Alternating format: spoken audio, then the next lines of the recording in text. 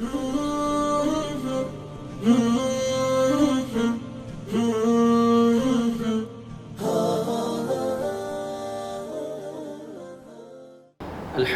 والصلاۃ والسلام علی رسول اللہ، اما بعد۔ قربانی کے جانوروں کے لیے سب سے پہلی چیز جو ہے وہ یہ دیکھنی ہے کہ ان کی عمر کیا ہے۔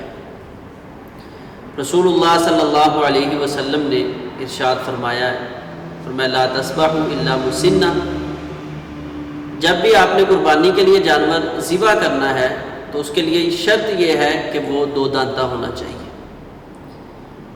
اگر وہ دو دانتہ نہیں ہے تو اس کی قربانی کرنا درست نہیں ہے۔ یہاں یہ بھی بات ذہن میں رکھیں کہ اس تمام جو جانور ہیں قربانی کے، وہ ایک ہی عمر میں دو دانتے نہیں ہو جاتے، بلکہ ان کی عمر کے اندر اختلاف ہے۔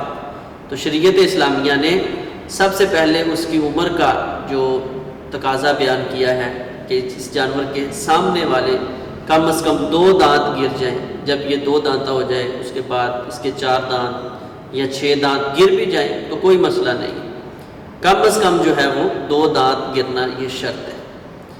ہمارے ہاں عمومی طور پہ یہ ایک بہت بڑا مسئلہ لوگوں کے اندر پیش کیا جاتا ہے کہ گھر کا پلا ہوا یا جو دور سے دکھنے میں اتنا صحت مند لگ رہا ہو، 1 سال کا پکا کھیرا جو ہے وہ لگ سکتا ہے۔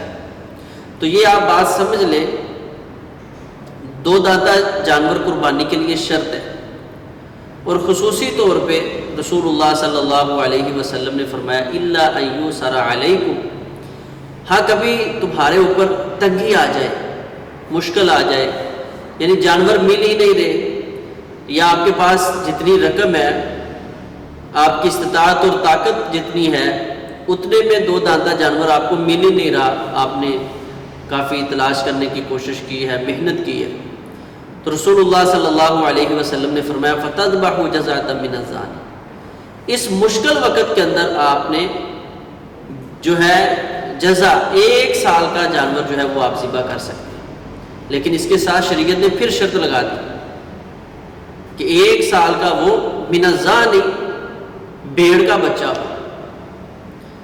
تو مجبوری اور تنگی کے اندر آپ بھیڑ کا، دمبے کا 1 سال کا جو بچہ ہے وہ بطور قربانی ذبح کر سکتے ہیں۔ یہ بات سمجھ لیں کہ پکا کھیرا جو بکرے کی جنس سے ہے یہ مجبوری کی صورت میں بھی نہیں لگتا، جیسا کہ صحیح البخاری کے اندر موجود ہے، رسول اللہ صلی اللہ علیہ وسلم کے صحابی حضرت ابو بردہ رضی اللہ تعالیٰ عنہ بیان فرماتے ہیں کہ حضرت برا رضی اللہ تعالیٰ نے قربانی کی، نبی علیہ الصلوۃ والسلام نماز پڑھ کے آئے ہیں تو دیکھا گھر کے اندر گوشت موجود ہے۔ آپ نے فرمایا برا یہ کہاں سے گوشت آ گیا؟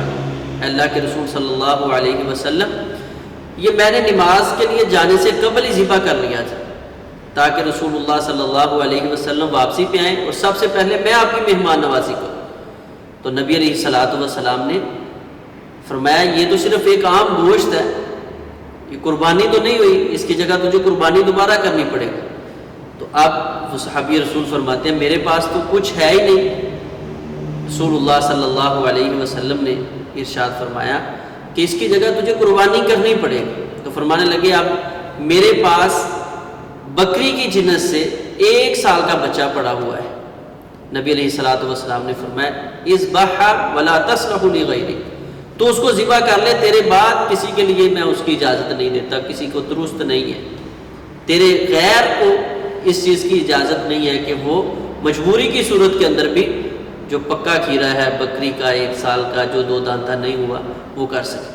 تو جب مجبوری میں پکا کھیرا نہیں کر سکتے تو افسوس کی بات یہ ہے، جہالت کی بات یہ ہے کہ عمومی طور پہ جن لوگوں کو صحیح معنوں میں نماز نہیں آتی، یعنی جانور بیچنے والے، آپ ان سے جا کے پوچھیں کہ یہ 2 دانتہ ہے تو وہ فوراً آپ کو جواب کیا دیں گے؟ یہ نہیں بتائیں گے نہیں 2 دانتہ نہیں، پکا کھیرا بھی لگ جاتا ہے۔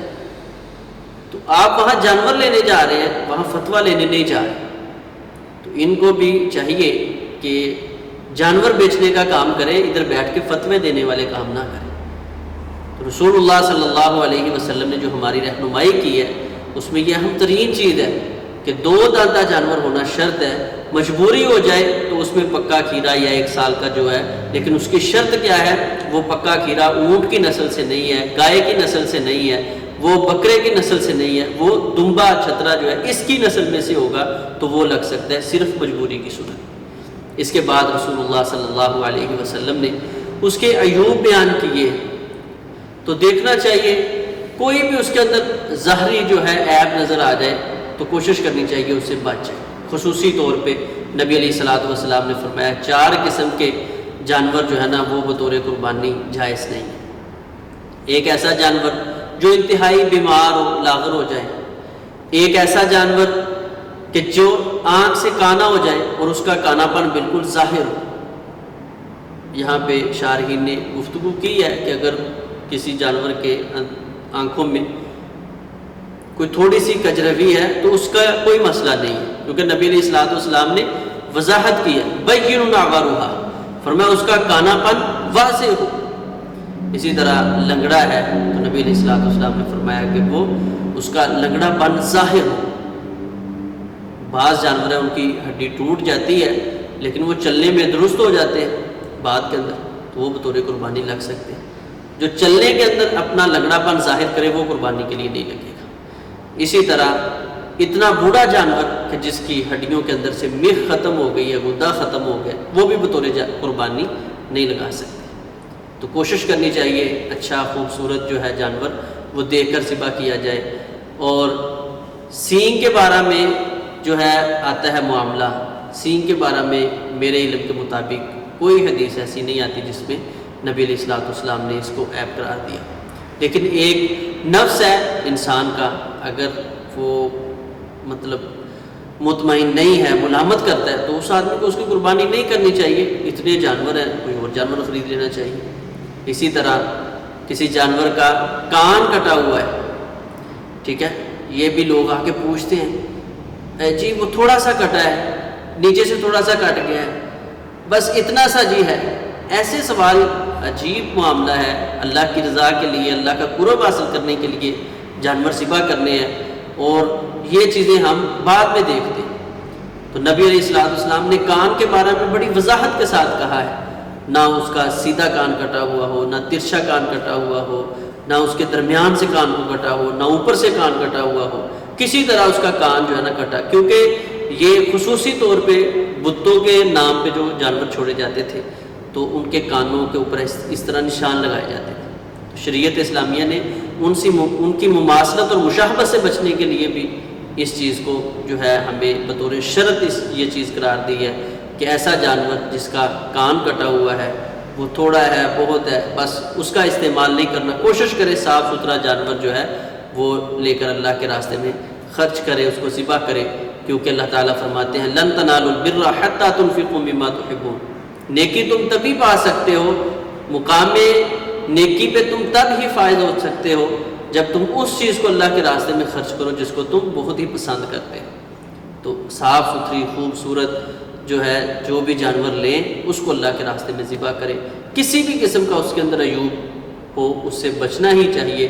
اس کی دم کٹ گئی ہے، سینگ ٹوٹ گیا ہے، کوئی بھی اس طرح کا معاملہ ہے، کوشش کرے اس سے بچ.